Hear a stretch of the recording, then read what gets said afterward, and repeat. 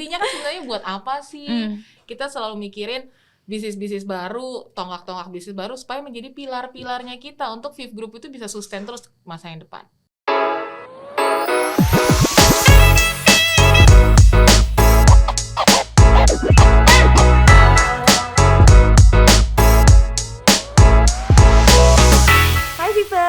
Welcome back to Tim Podcast. Tidak terasa kita sudah memasuki bulan ketiga di tahun 2022. Gimana perasaannya? Ada yang masih semangat? Ada yang mungkin sudah mulai capek, pusing? Nah, tapi intinya kita harus tetap semangat ya. Hari ini saya Lona Raditya akan menemani Vivers semua untuk ngobrol-ngobrol santai. Harapannya sih ngobrol-ngobrol santai ya hari ini ya. Nah, bintang tamu kita hari ini cukup spesial gitu ya. Bintang tamu kita adalah menurut kabar burungnya adalah salah satu division head tercantik dan termuda di Viv Group. Penasaran kira-kira itu siapa? Langsung saja kita undang counterpart area Jabar 1 sekaligus budget accounting and tax division head Ibu Santi. Hai Lona. Apa kabar? Luar biasa. Sehat? Puji Tuhan sehat. Kamu gimana? Sehat? Sehat juga. Harus sehat ya, apalagi di tengah-tengah situasi dan pastinya kondisi seperti ini ya. Aku ngelihat Bu Santi tuh happy loh, karena kayak cerah gitu, semangat gitu. Apalagi lihat Lona. Ini kita jadi saling puji-pujian gak beres-beres nih ntar. Kalau ngeliat Lona itu langsung selalu ceria gitu ya, bahagia. Harus menularkan gitu. kebahagiaan ya Bu Santi ya. Bener-bener. Ngomong-ngomong nih ya, seneng banget karena akhirnya kita bisa berkesempatan untuk mengundang Bu Santi untuk ngobrol-ngobrol cantik. Tadi seperti yang saya sampaikan di awal, kita hari ini topiknya agak santai. Mungkin kalau episode 1 sama Pak Mar ngomonginnya tentang perusahaan ya, company gitu. Terus episode 2 dengan Pak Hartawan ngomongin tentang LOBUV gitu. Kita hari ini agak santai Santai aja ya. Santai. Kita pengen justru ngobrol lebih ke perjalanan karirnya Bu Santi, pengalamannya Bu Santi gitu. Nah Bu Santi, kita kan sekarang ini lagi situasinya ada Omikron gitu ya, kasus COVID juga sempat meningkat kemarin gitu. Kalau kesibukan lagi sibuk apa nih Bu Santi lately? Kalau di luar kerjaan apa? Di luar kerjaan dong. Kan kita topiknya hari ini mau agak santai gitu ya. Kalau di luar kerjaan sebenarnya sekarang lagi ada beberapa proyek-proyek kecil, bukan proyek serius gitu ya. Bersama anak-anak di rumah buat Lego, bangun Legonya mereka itu, bantuin barang-barang mereka main lah gitu. Karena menyibukkan diri ya di rumah ya, daripada kan sekarang kan kita sangat mengurangi kesibukan kita untuk keluar, jalan-jalan gitu iya. ya. Jadi dulu kan nge-mall dikit-dikit ya, jalan kemana kek gitu kan. Sekarang ngurangin banget sih. Jadi lebih ke spend time sama spend family time ya berarti ya. Sama family gitu. Iya. Kalau di office nih, tadi kan udah sempat ke-mention nih, kalau di non-office seperti apa? Kalau di office lagi kesibukannya apa nih Bu Santi? Kalau di office sih ada beberapa sih ya kesibukannya. Kalau sekarang sih kan kita kan sama teman-teman gitu ya yang ada di kalau di accounting kita barusan selesai audit report sebenarnya gitu. Ada beberapa company kita baru selesai di audit. Kita juga baru selesai closing kemarin Februari gitu ya.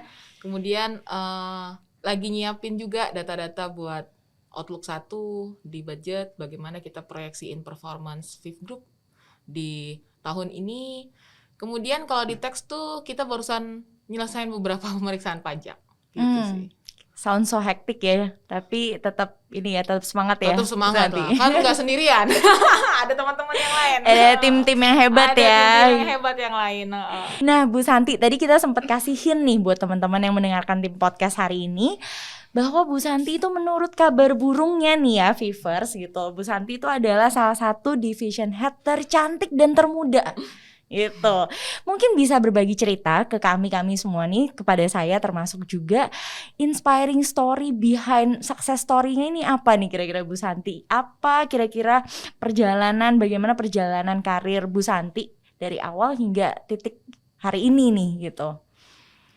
Oke, perjalanan karir ya. Sebenarnya sih perjalanan karir saya nggak terlalu wow yang gimana sih sebenarnya ya, kalau saya lihat ya. Maksudnya kalau dibilang inspiring, semoga menginspirasi. Tapi lebih ke arah gini sih, saya sih masuk ke Viv Group itu join itu mulai Mei 2004 gitu. Jadi kalau sekarang hitung-hitung hampir 18 tahun ya, cukup lama ya. Dari Mei 2004 itu saya gabung di VIV. Dulu masih VIV, belum VIV Group gitu ya. Kita belum rebranding ke VIV Group. Mei 2004 sebagai tax officer. Kemudian sampai dengan tahun 2011 itu saya dipercaya kita menjadi tax sub department head gitu ya, mimpin unit kecil gitu ya. Kemudian tahun 2010 tax sub department head, kemudian 2011 baru dipercaya jadi accounting and tax. Jadi accounting lebih masuk besar nih, ya fungsinya ya. accounting and tax gitu ya. Memimpin accounting and tax sampai dengan tahun 2019. Di 2019 kemudian ya puji Tuhan dipercaya menjadi Corporate Budget Accounting and Tax Division Head gitu. Itu sih kurang lebih perjalanan singkatnya. Dari 18 tahun itu kira-kira challenge-nya apa sih Cisanti yang paling diingat gitu, challenge terberat gitu? Terberat? Iya, terberat atau yang paling menarik untuk mungkin ceritanya dibagikan ke kita gitu. Kalau dari 18 tahun sebenarnya kalau dibilang terberat apa ya? Terberat mungkin bukan terberat ya, tapi pengalaman pertama yang menantang kali, lebih ke arah itu kali ya. Kalau dulu tuh saya pernah waktu saya baru menjabat jadi tax officer, masih officer malah, itu tuh masih officer. Jadi kita mundur nih ke 2004 gitu 2004, ya tadi ya. Iya, 2004. Saat itu tuh kondisi VIV itu masih banyak sekali yang manual gitu ya, banyak sekali yang manual, kemudian cabang itu kayaknya nggak nyampe 80 deh, 70-an something, masih profit aja kayaknya nggak ada 400 gitu, 400 miliar. Sekarang kemarin kita bukukan 2,6 gitu ya, 2,6 triliun. Kurang lebih kondisi VIV seperti itu gitu ya saat itu. Di tax itu cuma ada officer itu cuma ada 2 sama saya. Sebelumnya saya punya senior gitu kan ya, sebelumnya senior saya kemudian jadi bertiga doang tax. Jadi segala sesuatu tuh manual. Kemudian saya sebagai orang baru, karyawan baru, belum pernah ngalamin yang namanya pemeriksaan pajak, ya kan. Nah, saya inget banget tuh sebenarnya tantangan gitu ya, tantangan buat saya buat di-conquer itu adalah pada saat saya masuk gitu ya, pada saat saya baru masuk itu saya kan masih baru gitu kan, nggak dilibatkan. Ternyata company kita itu VIV itu sedang mengalami pemeriksaan pajak. Saya tuh nggak dilibatin sama sekali karena baru ya. Kemudian kita ada hire 1 tax officer baru gitu. Jadi tax officer-nya itu yang new itu berarti ada 3 ya. Ada 3 orang tax officer-nya. Nah kemudian pemeriksaan pajak itu dihandle langsung oleh senior saya. Kemudian hasil pemeriksaan pajaknya itu ditaruh gitu kan ya, habis dari kantor pajak, hasil pemeriksaan pajaknya itu ditaruh tuh di atas printer, saya inget banget di atas printer gitu kan. Pikir ini apa gitu kan, tapi hanya wah kita kena gede nih gitu kan, saya iseng, nah kan itu mulai dari kepo itu dari ya, kekepoan ya. Apa sih gitu kan, hasilnya seperti apa sih gitu. Yang saya lakukan adalah walaupun saya tidak disuruh, walaupun saya tidak diperintahkan, tapi saya proaktif untuk ngambil dan saya baca. Apa sih namanya SPHP, surat pemberitahuan hasil pemeriksaan. Apa sih SPHP ini, hasilnya apa? Kemudian saya lihat, tapi kan nggak diwaroh, nggak di follow up gitu loh di IC-nya. Tapi saya lah yang proaktif ambil dan saya follow up sendiri. Saya lihat hasilnya, oh ini. Nah, dengan itu saya langsung meriksa ke dalam gitu kan. Oh, data-datanya seperti apa ya? Apa yang bisa saya lakukan ya? Jawabnya seperti apa ya? Nah, mulai dari situ. Nah, tantangan yang terbesarnya adalah saat itu adalah mencoba suatu hal yang baru, memanfaatkan apa yang ada, apa yang saya tahu gitu lah, untuk bisa menjalankan atau melaksanakan apa yang harus kita lakukan untuk company kita gitu. Dan puji Tuhannya ya berakhirnya dengan baik gitu sih. Pada saat itu ya? Pada saat itu.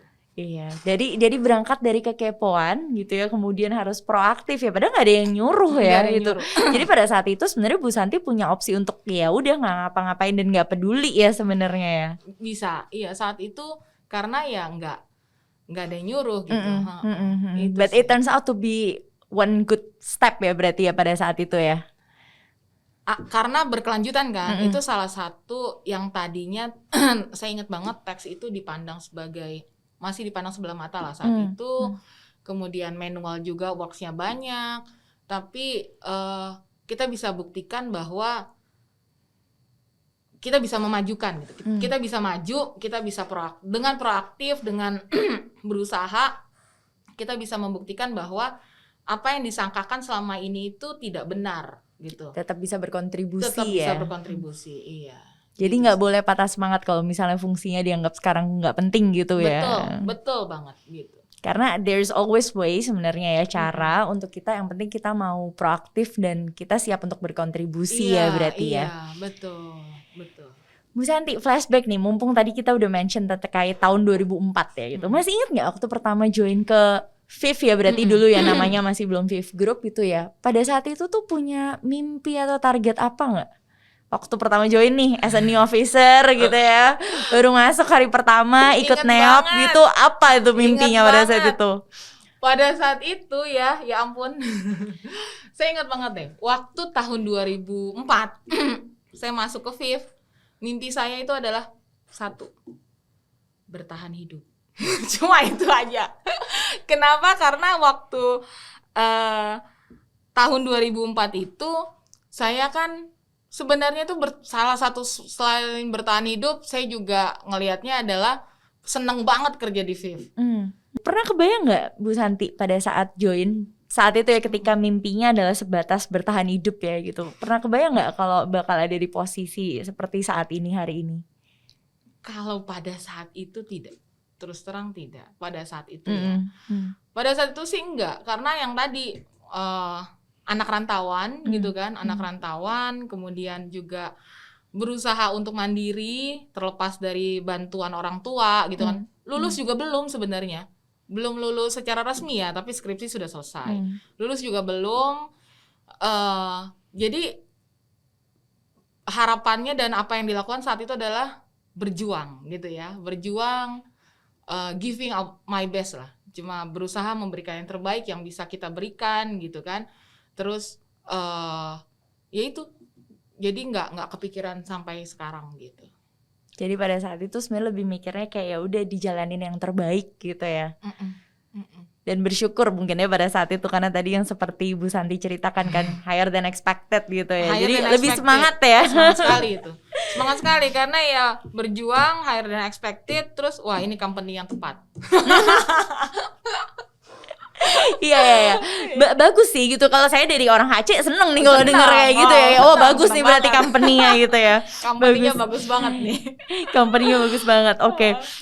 Bu Santi, perjalanan karir 18 tahun gitu ya, pasti ada ups and downs lah gitu. Kira-kira apa sih tips atau trik ya, atau kiat-kiat gitu yang selama ini Bu Santi pegang teguh dalam menjalanin role Bu Santi sehari-hari? Tips dan trik ya. Kalau misalkan kita ups and downs itu pasti manusiawi lah, gitu ya. Manusiawi lah kita pada saat kita merasa jenuh, merasa aduh kerjaan kok gini-gini amat, atau pernah merasakan kok kerjaan gue nggak dihargai ya atau apa, atau pernah deh ya fase-fase merasa seperti itu ya. Pasti gitu ya. Tapi ya kita lihat gitu loh. Kita lihat lagi bahwa nilai gue nggak segini-gininya amat gitu ya. Gue harus bisa memberikan menjual diri dengan yang positif gitu kan. Kemudian harus lebih proaktif. Kemudian nilai apa yang aku pegang teguh pada saat kita down, ya udah kita nggak usah ngotot maju terus gitu, enggak. Kalau kita down ya santai aja. Take a step back ya. Iya, take a step back gitu kan. Yang penting kita jatuh sedikit ya nggak apa lah, yang penting nggak tergeletak gitu ya. Yang penting kita bisa bangun lagi, kita bangkit lagi, kita belajar dari kesalahan gitu. Kalau misalkan pelajaran apa yang atau apa yang saya pegang teguh gitu kan ya, yaitu saya pengen memberikan yang terbaik dan itu ada hasilnya gitu loh. Pengen memberikan yang terbaik dan ada hasilnya, dan orang lain tuh ingat gitu atau merasakan manfaat dari hasil kerja kita gitu. Itu yang saya selalu titip-titip juga sih ke teman-teman gitu ya, bahwa kerjaan kita ini atau hasil pekerjaan kita ini bisa dirasakan manfaatnya oleh customernya kita, siapapun itu gitu kan. Customer kita bisa our next process, atasan kita gitu kan, bahkan mungkin peers kita atau bahkan bawahannya kita gitu. Jadi 360 derajat. Jadi hasil kerjaannya kita bisa dirasakan manfaatnya, atau nggak cuma hasil kerjaan lah, nilai dirinya kita gitu kan, value-nya kita itu ya gimana sih, kalau enakan tuh bilang gak ada lu tuh nggak rame gitu kan ya. Nah itu kayak gitu sih kurang lebih. Jadi ini ya, bagaimana kita tuh bisa membuat diri kita dalam tanda kutip ya dibutuhkan oleh sekitar kita gitu ya Bu Santi ya. Bagaimana kita tuh punya nilai, punya peran gitu ya, sehingga kontribusi kita tuh dianggap nyata ya berarti ya oleh orang-orang sekitar kita. Tadi menarik banget Bu Santi sempat mention ya bahwa ketika kita memberikan apa ya, service ya gitu, itu kita harus memastikan, nggak boleh sekedar kita merasa oh saya sudah memberikan yang terbaik, but we have to recheck ya berarti. Betul. Ya harus memastikan bahwa ya service yang diberikan tuh beneran baik gitu kan, beneran ada dampaknya gitu. Nah kalau selama ini tuh ketika Bu Santi mau memberikan ini ya tadi ya service yang terbaik itu, memastikan itu ya, itu caranya gimana tuh Bu Santi? Mungkin bisa di-share ke kita nih. How to ensuring bahwa controlling bahwa service yang diberikan tuh memang baik gitu, sesuai dengan level of ekspektasi dari next customer-nya gitu. Iya. Kalau yang paling gampang sih tanya langsung sama customer-nya. Tanya langsung ya, minta feedback ya. Tanya berarti langsung. Ya. Maunya kamu apa? Gitu kan. Jadi sebenarnya misalkan nih, biasanya kan kalau di divisi kita itu biasanya data-data kan banyak tuh gitu kan. Daripada datang permintaan banyak, pertama-tama saya akan cek tujuannya apa sih, maunya apa gitu kan. Jadi kan kita bisa tahu ketika kita tahu teman kita maunya apa gitu kan, atau customer kita maunya apa, kita bisa berpikir ulang gitu kan. Kita bisa, intinya adalah memberikan service kita atau produk kita itu pas sesuai dengan apa yang diinginkan. Apa yang diinginkan ya. Jadi biasanya kalau saya cerita tuh buat teman-teman tuh ya, begins with the end of mind. Begins with the end of mind. Apa nama trainingnya tuh? Ini 7 Habits. 7 Habits. Tahu bagian itu dikat. 7 Habits. Ya. 7 Habits itu saya selalu pesan ngobrol gitu ya, atau titip-titip lah ya buat teman-teman yang lain juga. Kita selalu pertama-tama begins with the end of mind. Daripada ribet-ribet, daripada nguler-nguler nggak keru-keruan, kamu maunya apa sih gitu kan? Atau tujuannya apa dulu nih? Kalau kita udah tahu jelas tujuannya apa, baru kita tahu it's apa easier sih? Ya untuk kita nentuin. Kita mau menentukan langkah-langkahnya, atau oke, kalau gue maunya begini berarti gue harus nyiapin data ini sehingga akan menjadi tujuannya tercapai. Gitu. Jadi kita lebih bisa fokus ke tujuan dulu gitu kan, fokus pada tujuan, kemudian baru tahu gue butuh apa ya, datanya apa aja ya, gue mau buat apa ya gitu. Jadi harus punya target dulu ya, berarti ya Bu Santi. Kita harus tahu, dan mungkin tadi yang seperti Bu Santi sampaikan gitu, bahwa kita harus berani untuk menanyakan ya, dan terbuka. Karena mungkin ada orang yang mau nanya tapi at the end gak dipakai feedbacknya gitu. Betul. Berarti harus punya keberanian dan kelapangan hati ya berarti ya untuk mau menerima masukan yang diberikan oleh next processnya itu sendiri pasti. Ya. Oke. Ini kok pembicaraan kita jadi agak berat ya ini ya. Tadi janjinya kita pembicaraannya mau agak sedikit lebih santai gitu ya sebenarnya. Bu Santi dianggap sebagai tadi ya gitu, kalau tadi kita bahasan di awal kan ini division head termuda gitu kan ya. Berarti kan dianggap sebagai seorang sosok yang tadi ya inspiring gitu, sebagai seorang sosok yang ya bisa kita kategorikan talent, berprestasi gitu ya. Terima kasih. Ini mungkin bisa sharing cerita juga nih sebenarnya Bu Santi, pada saat Bu Santi menjalanin proses itu ya akhirnya bisa menjadi ya itu ya individu yang unggul gitu, talent yang berprestasi. Itu tuh prosesnya gimana sih Bu Santi? Prosesnya pasti setiap orang punya proses masing-masing gitu ya. Tapi intinya adalah kita tidak menyerah pada keadaan. Yang tadi ya jatuh boleh, tapi nggak boleh tergeletak. Iya, jatuh boleh, tapi nggak boleh tergeletak, harus bangkit gitu ya. Mundur boleh, tapi jangan kebanyakan. Iya kan. Jadi setiap orang pasti punya kisah, setiap orang pasti punya tantangan gitu kan. Pertanyaannya adalah bagaimana setiap pribadi itu bisa menghadapi gitu ya, menghadapi tantangan-tantangan yang diberikan gitu. Jadi intinya sih kita jangan pernah menyerah pada keadaan. Itu aja sih. Jadi ketika ada tantangan kita syukuri, wah ada tantangan nih, ini waktunya untuk memproses saya. Karena kalau kita di comfort zone gitu flat aja, gitu ya, kurang rame hidup kita gitu kan. Iya. Cuma gitu aja, aku akan jenuh. Dari dulu aku akan kerja, ketika misalkan ada pekerjaan, tapi yang saya tanyakan adalah saya tidak menyalahkan pekerjaannya. Saya tidak menyalahkan, maksudnya kok kerjaan gue gini-gini banget sih, enggak. Tapi yang saya lakukan adalah bagaimana saya mencari sesuatu untuk membuat pekerjaan saya bisa lebih hidup untuk saya gitu. Jadi akan kutik-kutik tuh, apalagi zaman sekarang, era digital sekarang kan, data bisa aksesnya bisa lebih banyak, informasi bisa lebih cepat. Jadi kitalah yang membuat edit value untuk diri kita sendiri, pada diri kita sendiri, pada pekerjaannya kita gitu. Yes. Gitu sih. So at the end itu sebenarnya bukan orang lain yang menentukan nasib kita ya, in another word ya gitu. Betul. Tapi bagaimana ya kita menentukan langkah selanjutnya dalam setiap fase kehidupan kita ya. Betul. Berarti Bu Santi ya gitu. Iya, setuju. Ups and downs wajar tadi yang Bu Santi bilang kan gitu. Tapi bagaimana kita bisa tetap terus jalan maju ya gitu. Luar biasa sih itu. Dan aku sangat tertarik ketika tadi Bu Santi bilang bahwa ya sebenarnya tantangan tuh justru harus dicari gitu. Ini menarik loh, karena nggak semua orang berpikiran seperti itu. Mungkin most of the people berpikirnya adalah mending hidup itu nggak banyak tantangan gitu, so we can have a peaceful life gitu ya gitu. Tapi ya bener juga gitu, ketika nggak ada tantangan hidup itu akan flat gitu kan. Tapi ketika ada tantangan ya di situ sebenarnya waktunya kita untuk membuktikan diri sendiri ya. Iya, setuju. Kalau sekarang kan tadi kita udah ngomongin flashback nih ya Bu Santi gitu ya, kita ngomongin ke belakang gitu. Tadi juga Bu Santi sempat cerita gitu ya, di tahun 2004 itu Viv seperti apa gitu. Tapi sekarang mari kita berandai-andai nih gitu, kita ke masa depan gitu sekarang. Kira-kira kalau menurut Bu Santi sendiri ya, kira-kira 5 tahun ke depan tuh Viv Group bakal jadi seperti apa sih Bu Santi? Harapan atau kira-kira? Harapan of course, harapan, wish gitu. Harapan ya. Harapan saya pastinya Viv Group ke depannya itu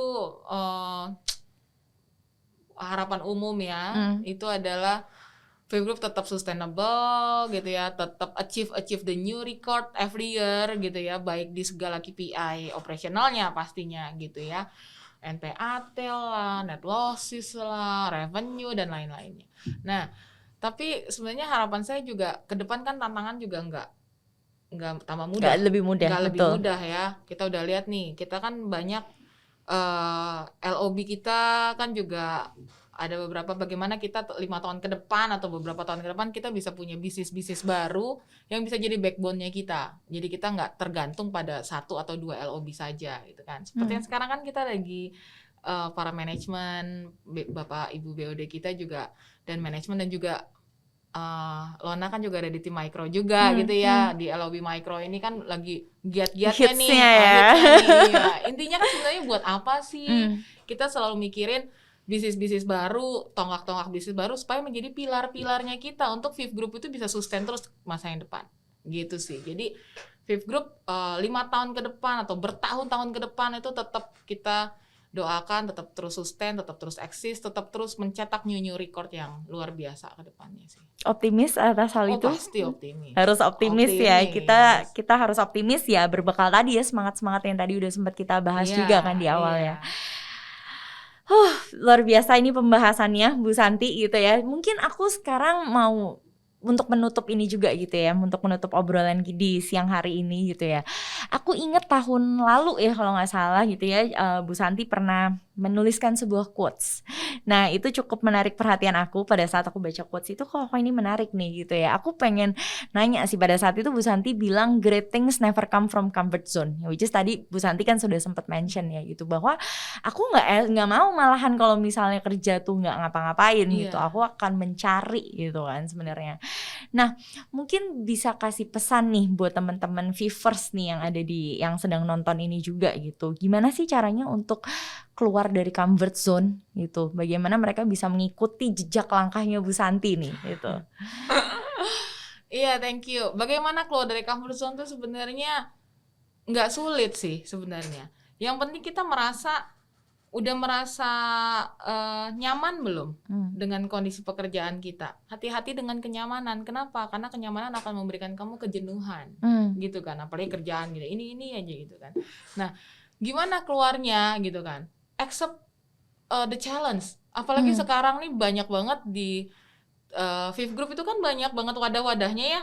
Via apalagi tuh ya, kita berlomba-lomba untuk memberikan ide gitu. Kemudian project-project, implementasi dan lain-lain sebagainya. Itu sebenarnya membuat kita keluar dari zona nyamannya kita, nggak cuma di kerjaannya kita, tapi kita mikir nih ide-ide improvement apa gitu kan, ide-ide dan project-project seperti apa untuk membuat at least nggak usah mikir jauh-jauh lah gitu ya, nggak usah mikir yang bagaimana yang untuk menciptakan Fifth Group loncatan NPAT bisa sampai 3-4 triliun, nggak usah mikir terlalu jauh, tapi mikirin deh yang hal yang simpel, ada pekerjaannya kita dulu.